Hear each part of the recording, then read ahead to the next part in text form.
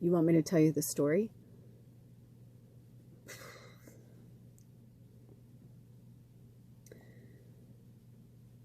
Well, it's not really my story to tell, though he's given me permission to do so. But I can share with you my side of the story, and, well, I can share my reaction to what happened. Sometimes we tell truths, not necessarily lies, but incomplete information to shine a better light on a situation and ourselves. I've done it. You've probably done it at least once.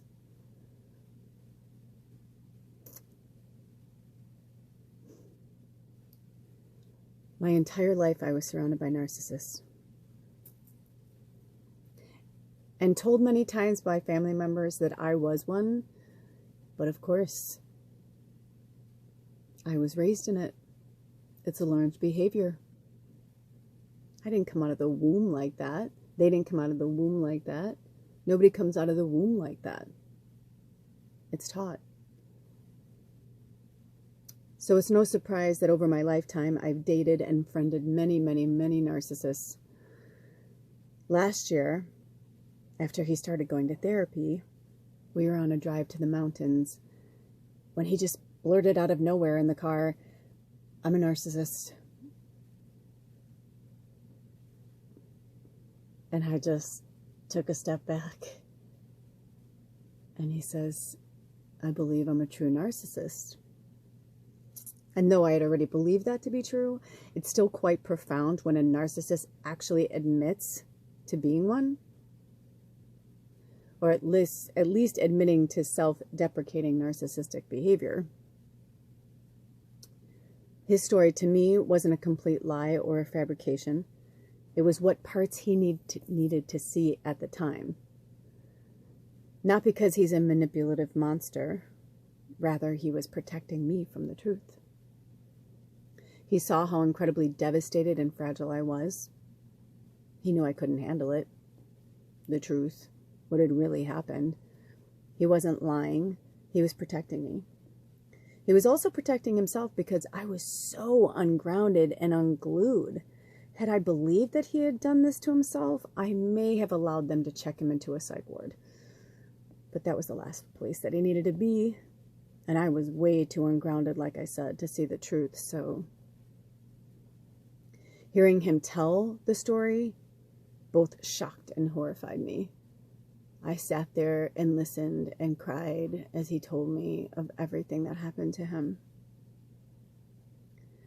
I think as I'm writing this, I'm still in a bit of shock.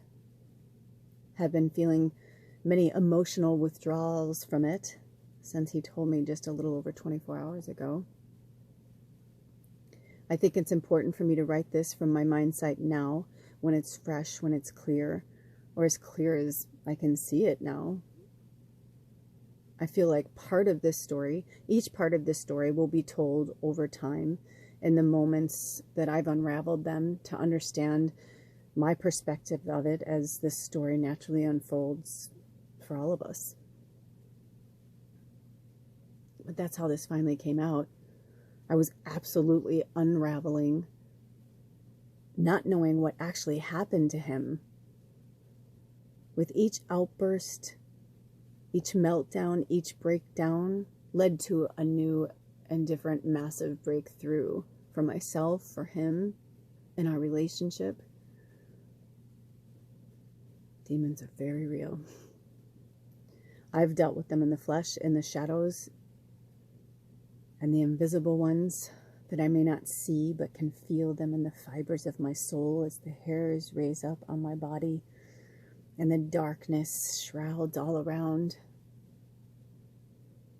I'm not like everyone. I'm a medium. I'm a channel. I feel it. I'm connected to all living beings in the universe, and so is he. He's not like everyone either.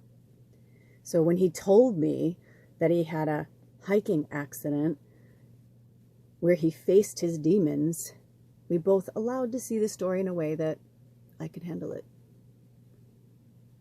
I had no idea that the demons were literally physically torturing him. And on some level, even though I believed it, it was so supernatural, it was hard to believe it.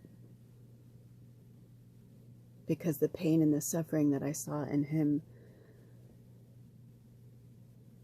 was beyond him.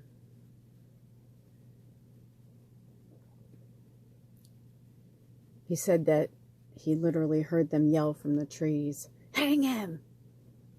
So they hung him. They hung him from the tree. But he didn't die. They slit his throat, but his blood clotted, so he couldn't bleed out. And he didn't die. Then they tried to sever his veins in his arm. They left him to bleed to death, but his blood clotted again and saved him once again. Death and their merry band of demons had their way with him as they literally tried for 3 nights and 4 days to kill him in so many ways, but they couldn't.